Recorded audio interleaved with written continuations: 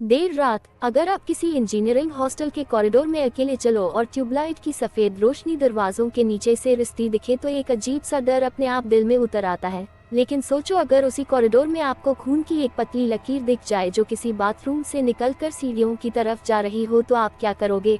रात के ठीक 1 बजे थे। इंडियन इंस्टीट्यूट ऑफ इनोवेशन के बॉयज हॉस्टल के ग्राउंड फ्लोर पर सिर्फ एक ही कमरे की लाइट जल रही थी, रूम 107, और अंदर बैठा था 4th year engineering student Ravi. Table पर कॉफी के निशान थे, व्हाइट बोर्ड पर फॉर्मूले लिखे थे और सामने खुली किताबें थी, क्योंकि अगले दिन उसका प्लेसमेंट इंटरव्यू था और वो किसी भी हालत में सिलेक्शन चाहता था। कॉरिडोर में सन्नाटा था, बाहर घना अंधेरा था। तभी अचानक थक की आवाज आई, जैसे कुछ गिरा हो। रवि ने पहले इग्नोर किया क्योंकि हॉस्टल में ऐसी आवाजें आम थी, लेकिन कुछ सेकंड बाद उसे एक अजीब सी गुर्राने की आवाज सुनाई दी, जैसे कोई जानवर कॉरिडोर में घूम रहा हो। रवि ने धीरे से दरवाजा खोला तो कॉरिडोर खाली था, बस एक ट्यूबलाइट फ्लिकर कर रही थी, लेकिन फ्लोर पर एक पतली डार्क लाइन थी जो कॉमन बाथरूम से निकलकर सीढ़ियों की तरफ जा रही थी। जब रवि ने झुककर देखा तो उसका दिल धक से रह गया, क्योंकि वो पानी नहीं खून था। उसी समय बाथरूम से चीखने की आवाज आए और हिम्मत जुटाकर रवि बाथरूम की तरफ बढ़ा। अंदर का नजारा देखकर उसके पैरों तले जमीन खिसक गई। एक लड़का जिसके चेहरे पर खून लगा था किसी की गर्दन को अपने मुंह से काट रहा था। वो कोई और नहीं, उसी हॉस्टल में रहने वाला विराट था, और जिसकी गर्दन पकड़ी हुई थी वो 1st ईयर स्टूडेंट अमित था। रवि विराट का दोस्त था, लेकिन विराट की आंखें अब सफेद चमक रही थी और वो इंसान नहीं लग रहा था। जैसे ही रवि आगे बढ़ा, विराट उसकी तरफ गुर्राने लगा और रवि जान बचाकर अपने कमरे में भागा और दरवाजा लॉक कर लिया।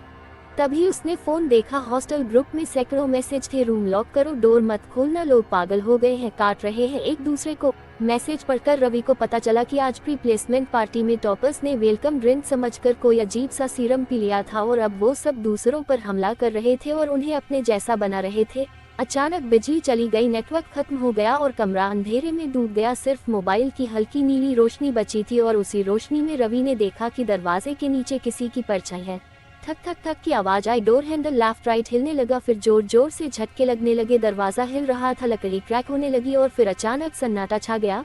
लगभग 20 सेकंड की खामोशी के बाद रवि धीरे से दरवाजे के पास गया। तभी एक भयंकर वार हुआ और दरवाजा टूटकर नीचे गिर गया। सामने विराट खड़ा था जो तेज सांसें ले रहा था और रवि पर झपटने ही वाला था। रवि ने पास की कुर्सी उठाई और पूरी ताकत से उसके सिर पर मारी। विराट लड़खड़ाया और मौका देखकर रवि बाहर भागा, लेकिन कॉरिडोर में 100 से ज्यादा स्टूडेंट्स लड़खड़ाते हुए उसकी तरफ आ रहे थे। सबकी आंखें सफेद थी, कपड़े फटे थे, शरीर पर बाइट मार्क्स थे।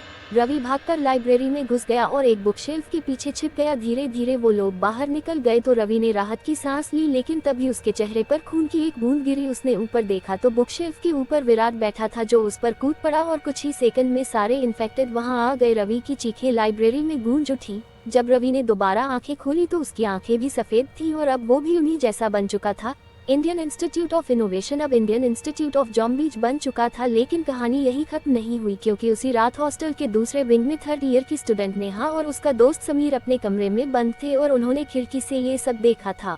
नेहा ने तुरंत लैपटॉप खोला और कॉलेज के CCTV सर्वर में लॉग इन किया, जहां उन्हें पता चला कि यह सब प्री प्लेसमेंट पार्टी के बाद शुरू हुआ था, जब कुछ टॉपर्स एक अलग कमरे में गए थे और वहां उन्हें एक स्पेशल ड्रिंक दिया गया था।